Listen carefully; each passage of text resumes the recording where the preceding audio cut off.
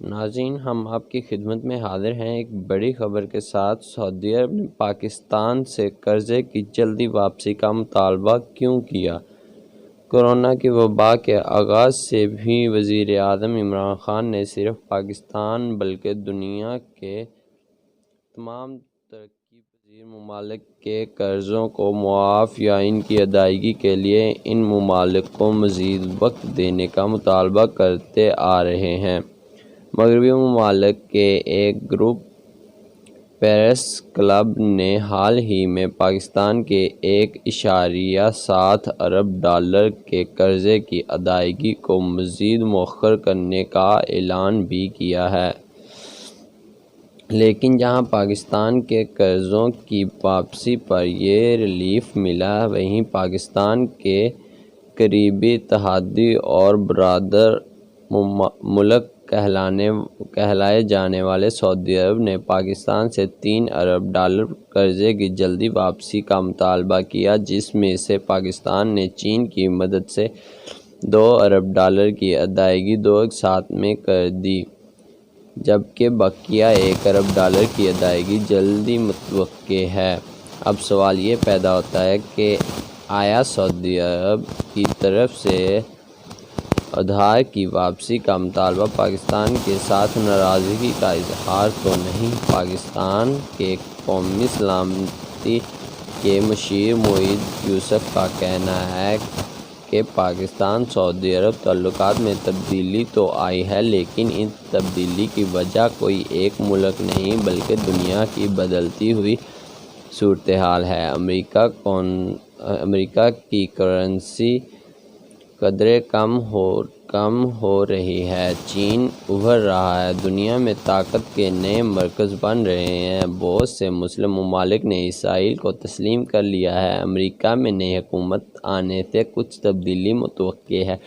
جبکہ ایران کے ساتھ کشیدگی میں بھی اضافہ ہو رہا ہے۔ تو ایسی صورتحال میں یہ توقع نہیں کی جا سکتی کہ پاکستان کے تعلقات بھی ایک جیسے رہیں گے۔ پاکستان سعودی عرب تنازع کے پیچھے کہانی صرف کشمیر کی نہیں، سعودی عرب میں نصف تنخواہ اور قید کا ڈر۔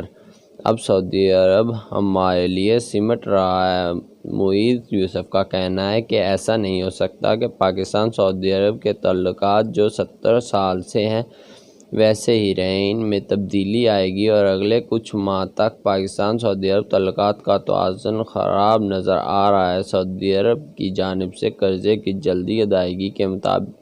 مطالبے سے متعلق معید یوسف کا کہنا ہے کہ سعودی عرب ایک خود مختار ملک ہے اور انہوں نے فیصلہ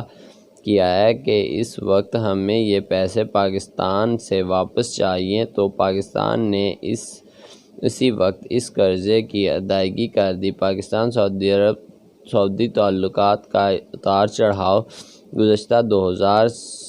2 سال سے کافی واضح رہا ہے۔ 2018 میں جب عمران خان نے حکومت سنبھالی تو پاکستان کی معاشی صورتحال اور قرضوں کی ادائیگی سے متعلق مشکلات سے نمٹنے کے لیے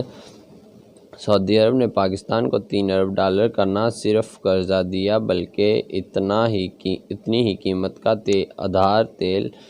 فراہم کرنے کا بھی وعدہ کیا۔ جب سعودی ولی عہد محمد بن سلمان 2019 میں پاکستان کا دورہ کیا تو دونوں ممالک کے سربراہان کی جانب سے بڑی گرمجوشی کا مظاہرہ کیا گیا اور محمد بن سلمان نے تو خود کو پاکستان کا سفیر ہی کہہ ڈالا، لیکن جب انڈیا نے اپنے زیر انتظامیہ کشمیر کی خصوصی آئینی حیثیت ختم کی تو پاکستان کو سعودی عرب کی جانب سے متوقع سپورٹ نہ مل سکی، جس کی شکایت پاکستان کے وزیر خارجہ شاہ محمود قریشی ایک ٹی وی چینل کو دیے گئے انٹرویو میں کرتے دکھائی دیے۔ شاہ محمود قریشی نے سعودی عرب کو مسئلہ کشمیر پر مسلم ممالک کی تنظیموں آئینی سی کا اجلاس نہ بلانے پر شدید تنقید کا نشانہ بنایا، جس کے بعد ہی سعودی عرب کی جانب سے جلد